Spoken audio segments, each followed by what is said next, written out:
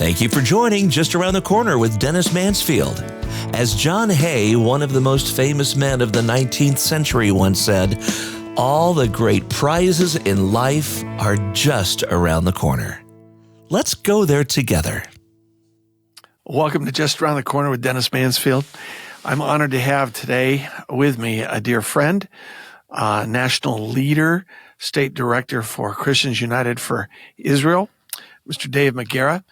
Dave, welcome to the podcast. Glad to have you here. And Dennis, it's great to be with you. You know, for the listening and viewing audience, give a quick rundown on what Christians United for Israel is.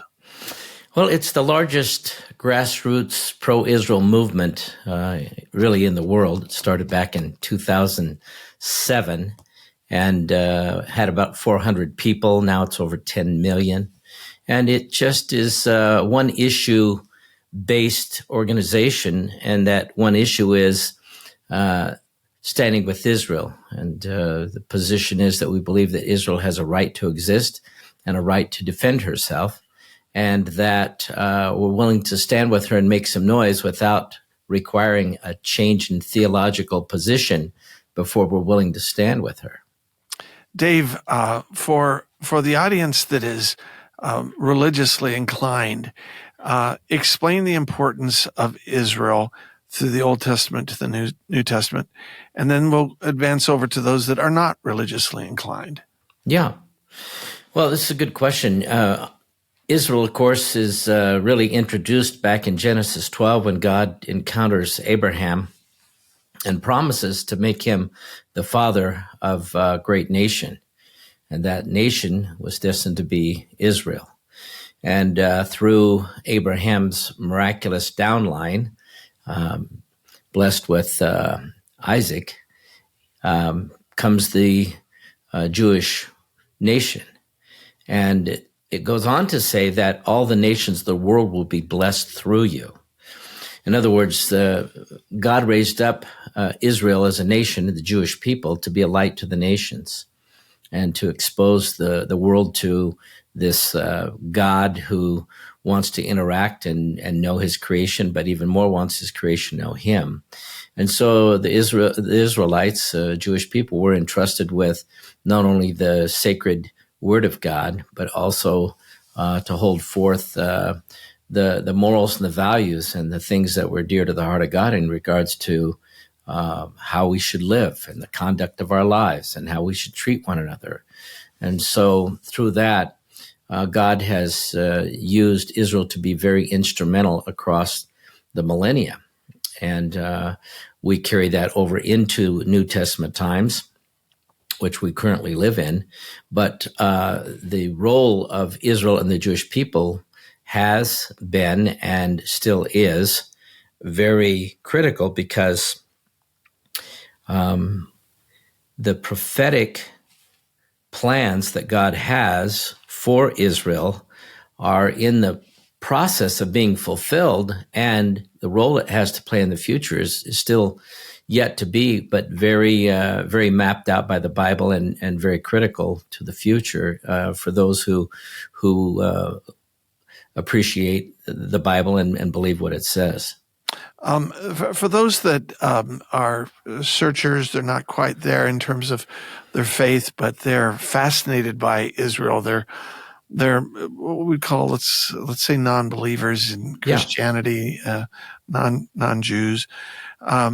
Startup Nation is one of the most fascinating books that I've ever read, and it deals specifically with the amazing technology that has developed in Israel since it started in 1948, and how Israel as a nation leads the global enterprise, oftentimes in technology and the growth of technology, along with other products and services and so forth, let alone agriculture. So for the non-religious person, the importance of Israel in global economy is huge, isn't it?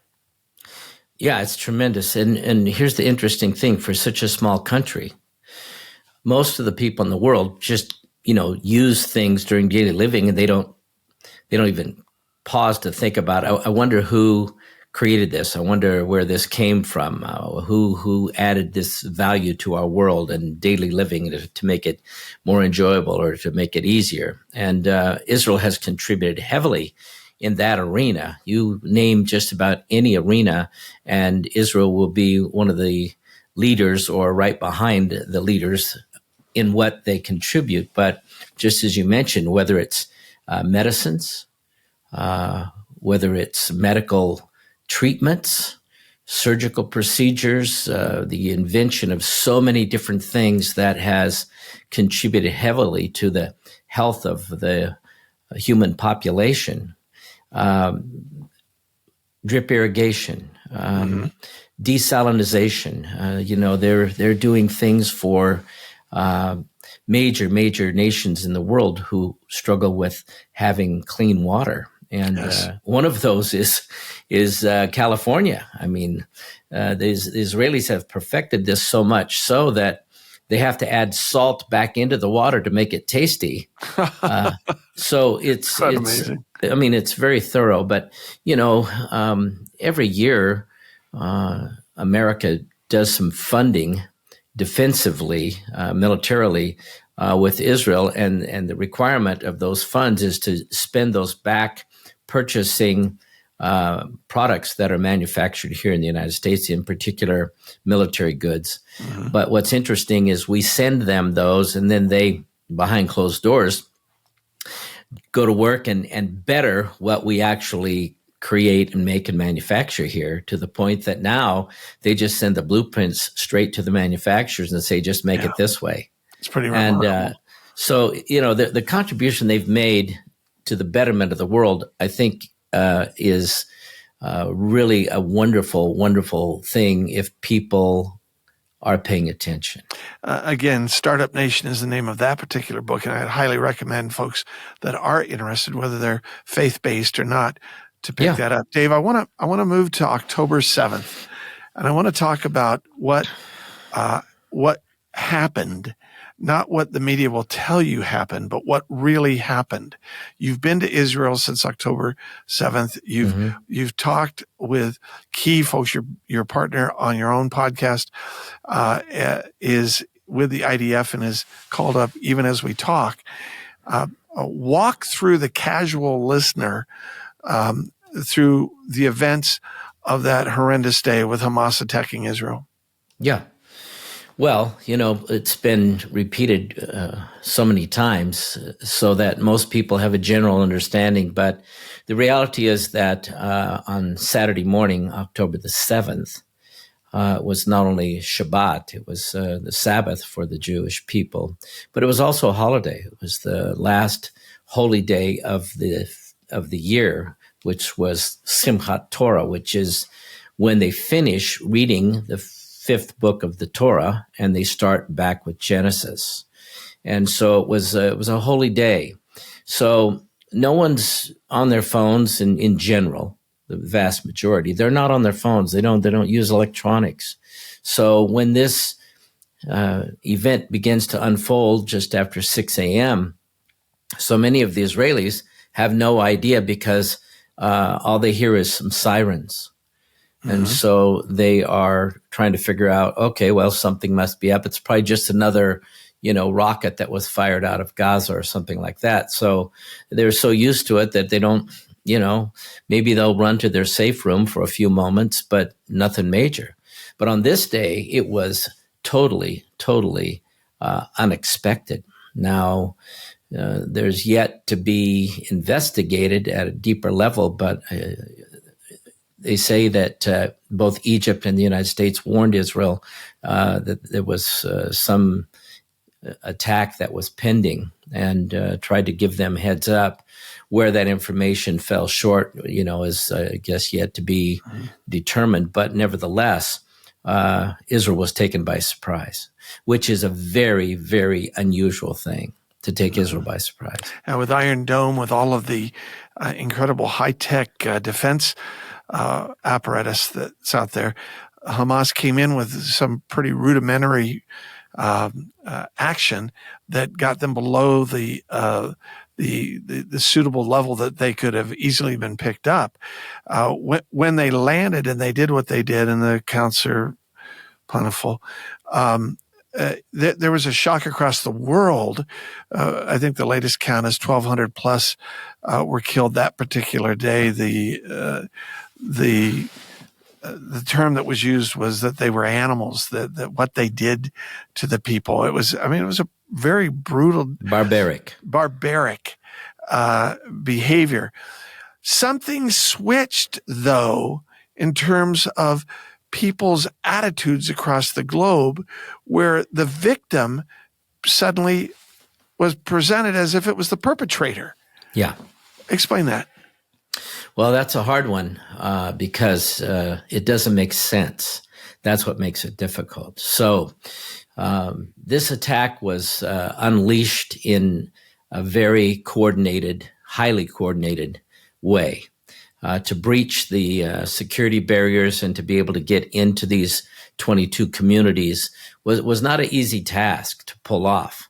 Once the gates were blown open and they had access then into southern Israel, these 22 communities were ransacked and raped and pillaged and as we mentioned, the word barbaric. I walked through 3 of those communities earlier this year, back in February, and they are still just the horrendous leftovers are still blatant, but it was something that the world initially, as you mentioned, was taken by shock and surprise, and the level of the atrocities, because this wasn't done towards a military group. It was unleashed on civilians.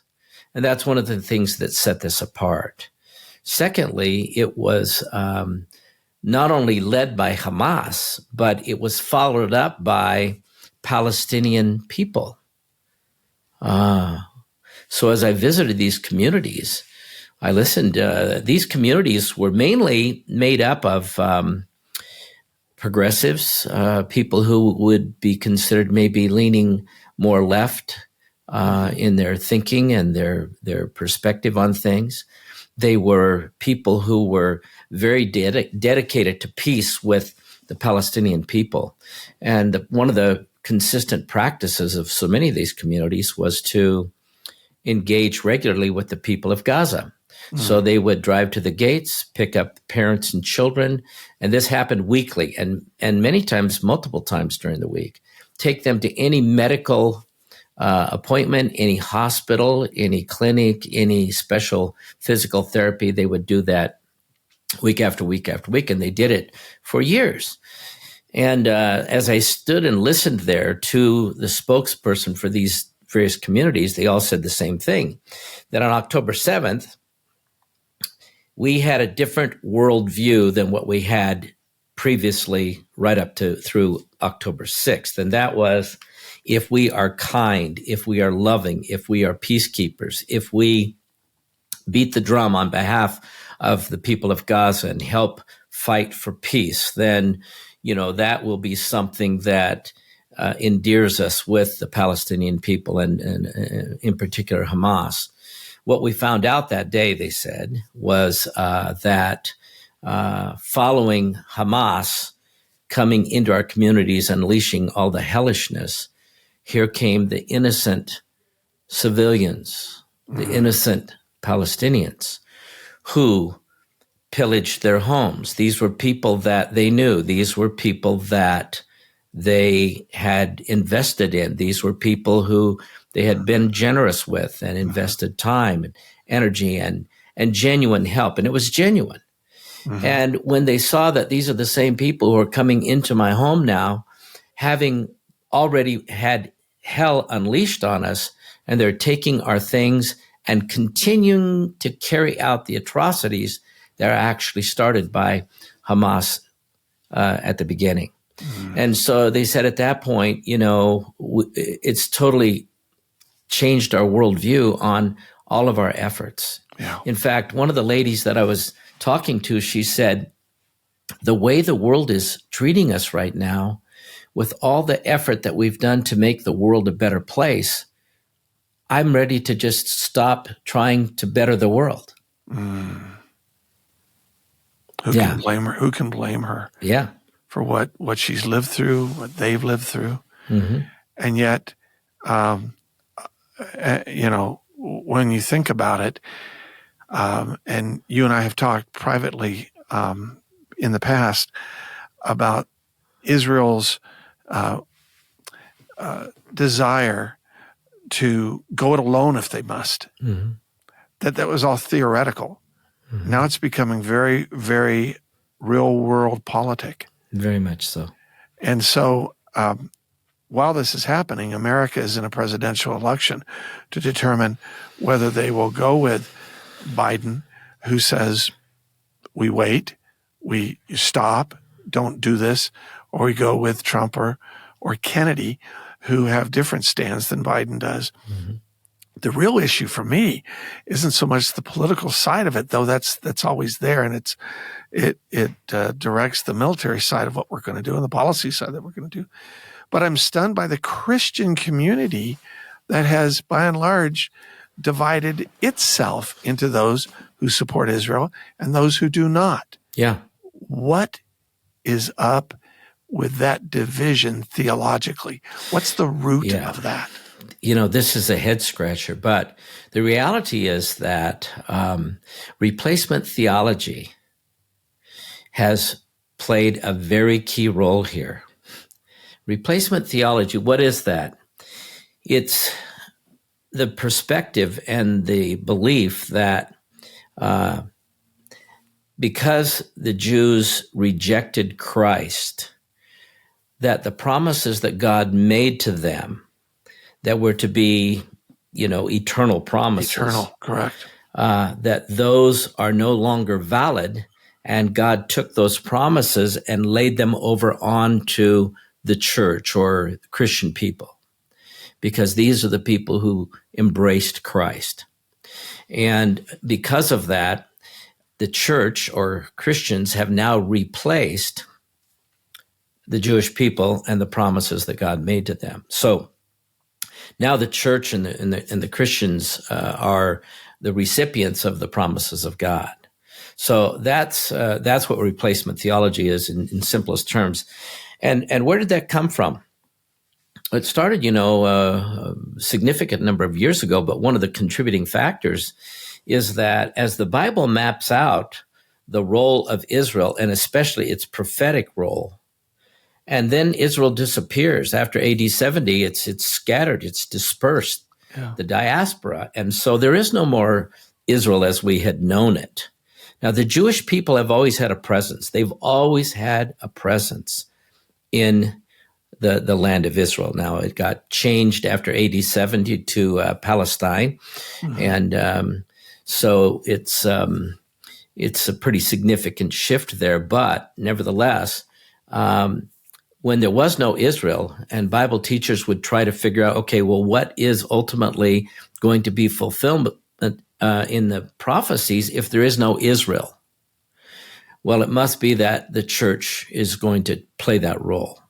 And so no Israel exists. Yes. There's no intention that it will exist. Yes. And so therefore the church has to fulfill that. Yeah, we got to figure out how we're going to answer these prophecies and explain this. Okay, keep so going. Those kind of things happen. Well, then all of a sudden what blows that up is, on May 13th, 1948, there was no Israel.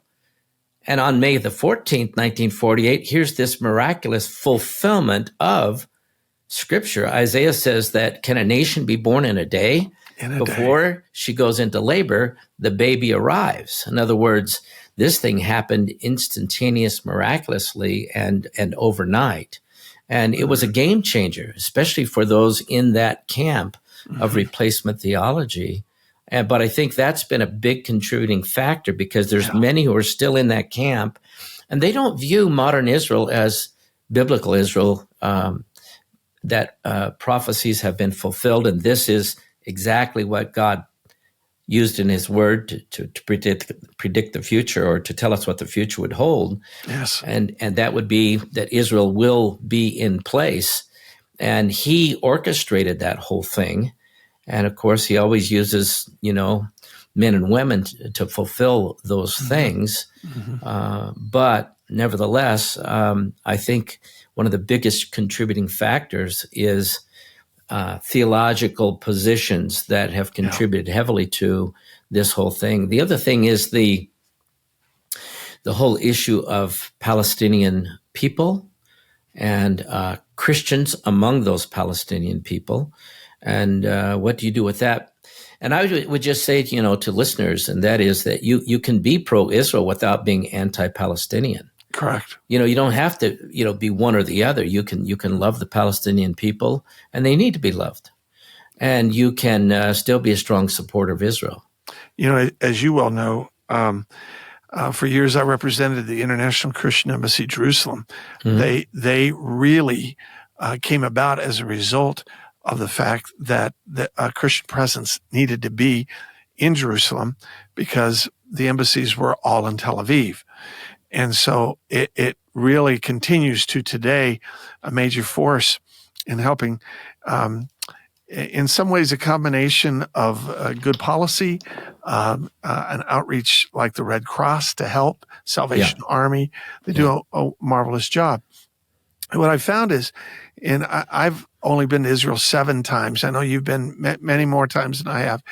But the truth is, every time I have gone and every time I will go, I'll see the heartbeat of the Palestinians who love their neighbors, who love their Jewish neighbors, the Jewish neighbors who love the Palestinians. Now we're at this incredible crossroads, whether it's end times theology, which I believe it has a major part of that, or whether it is a lackadaisical American Western policy of failure to understand where we are geopolitically, that says somehow, some way, just isolate America, isolate the West, let them work it out. There'll be a compromise. There'll be a 2-state compromise. There'll be a 3, whatever. Let them go. That is not where we need to be as Christians, praying for the peace of Israel, praying for the peace of Jerusalem. As we come in on a landing, I want you to tackle the issue of Christian Zionism and what those people who've never really put a label on it could start thinking about themselves as people who support and back Israel and wish to be involved in Israel through prayer, through involvement with Christians United for Israel. Bring us in for that conclusion. Yeah. Well, for those listeners who may not know what Zionism is, let alone Christian Zionism, Zionism is simply the longing and the thought and the effort to bring about the realization of getting the Jewish people back into a land that they could be Jewish, where they could carry out their religious beliefs and lifestyles. And they need that place. I mean, this is why God, specifically gave the land of Israel to the Jewish people. Now, from a biblical perspective, we have this whole idea of God creating, and he can do whatever he wants to with that creation.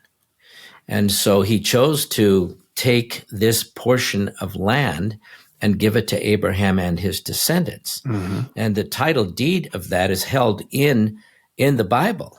God declares that this is, and he declares it more than one place. So time goes by after the AD 70 diaspora, and there's a longing in the hearts of the Jewish people to be able to get back into their land.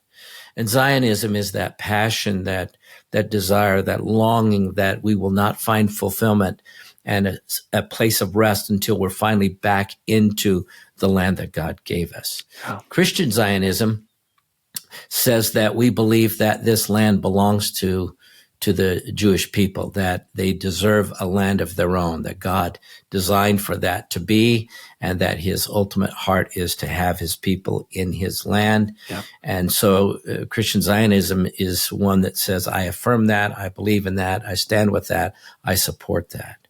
So when we have that in the midst of the times that we're living in, I think that one of the questions, and I think it's a fair question, because there's so much ignorance. And I say that in the appropriate term, that there's just, I don't know the history, I don't know the background.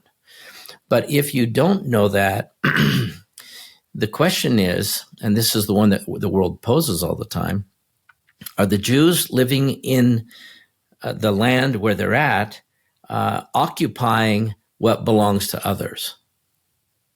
Or are they actually back into the place that rightfully belongs to them? Where the title deed is theirs. Yes. So as I mentioned before, Israel has always had a Jewish presence, even in the scatterings, even when God unleashed discipline upon the Israelite people by bringing Nebuchadnezzar and the Babylonians, sweeping down and taking them captive and hauling them back to Babylon. The result of that was because the Jewish people blew off the admonitions of God to give the ground a Sabbath rest every 7 years, take a year off. And they kept blowing God off for 490 years. So he finally said, you know what, if you're not going to give the land a rest, I'm going to do it myself. Yeah. I'm going to move you off the land, and you will spend 70 years, one year for every 7 that you blew me off. Yeah. So while they are away, there's still a remnant there living in Israel. And it's always been that way. Back in 1928, before there ever was modern Israel, there was 108,000 Jews living in Israel. In 1933, Alfred Balfour, he's working on the Balfour Declaration, and there's 133,000 people living there. They're all Jews. So it's never been abandoned.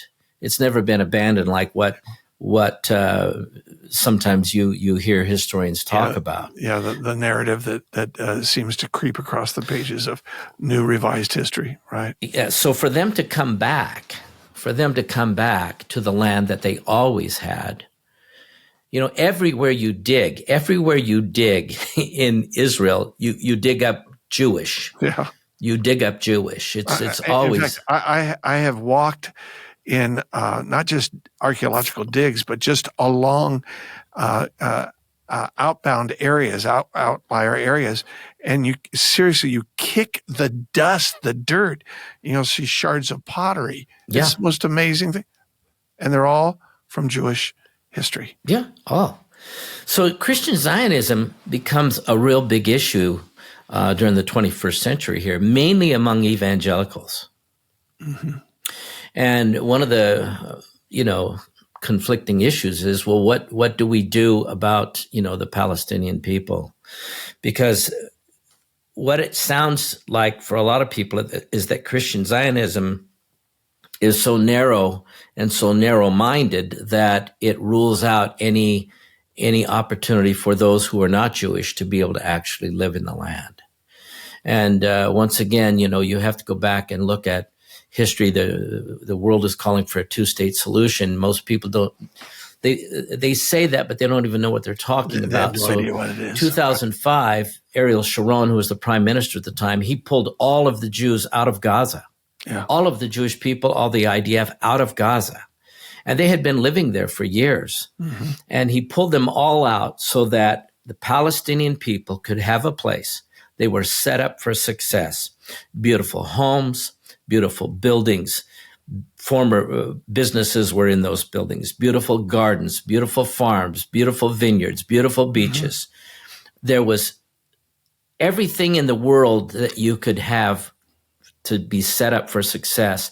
Not only that, but nations of the world gave billions of dollars for them to get off to a great start. They could build an airport, build ports, all different kinds of things. Mm-hmm. But the hatred of the Palestinian people towards the Jews would not allow them to accept any Jewish fingerprints. And so they endeavored to wipe out all the Jewish fingerprints. Yeah. Within 2 years, they voted in, the Palestinian people, voted in Hamas as their government ruling body, and it's declined from turned then. Around and attacked the very Palestinians that voted them in. Exactly. It was unbelievable.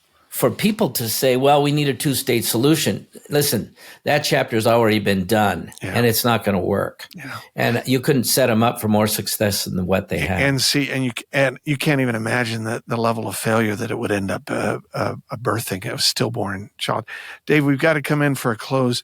What is the best website for people who want to learn more about Christians United for Israel, and the things that they can do at their church? Maybe even begin by asking their pastor, do you support Israel? Yeah. Find out what your pastor believes. Find out what your denomination supports or doesn't.